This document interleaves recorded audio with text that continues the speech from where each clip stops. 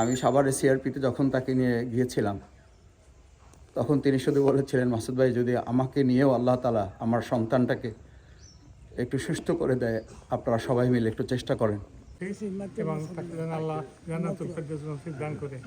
এবং তার পরিবারের মধ্যে তার ছেলে আছে, তার একটা মেয়ে আছে, এবং তাদেরকে দেখার জন্য আমাদের প্রিয় নেতা তারেক রহমান যে উদ্যোগ নিয়েছে।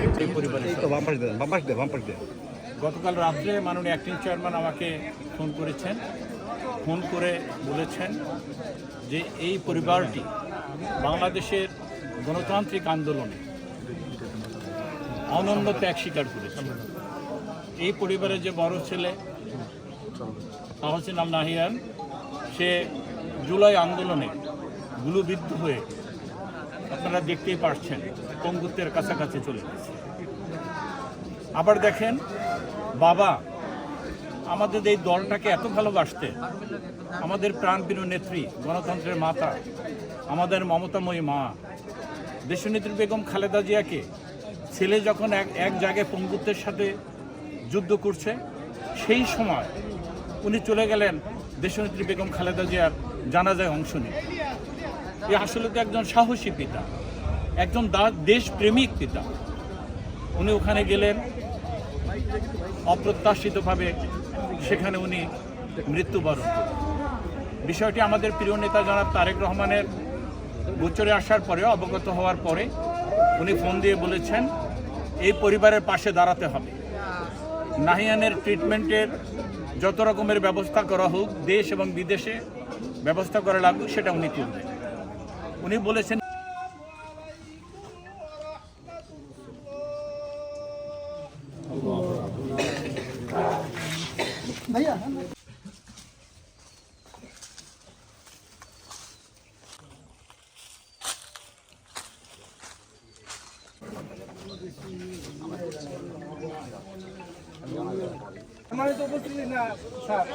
ইনশাআল্লাহ এখনই আমাদের জানাজা নামাজ শুরু হবে।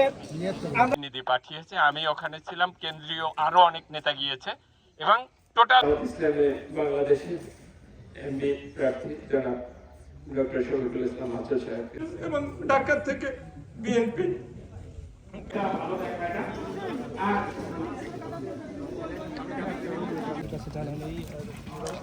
তিনি এই মুহূর্তে তার বাবার জানাজায় অংশগ্রহণ করতে হুইল চেয়ার যোগে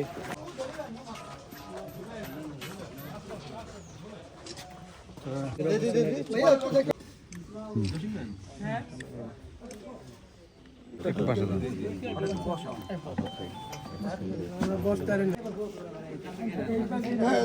দেখি একটু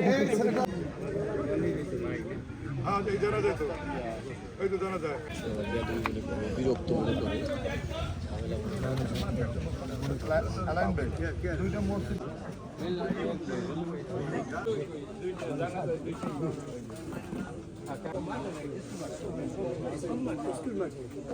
তোমার যে গাড়ি বুঝতে পারলে তোমার বুঝতে পারছে না।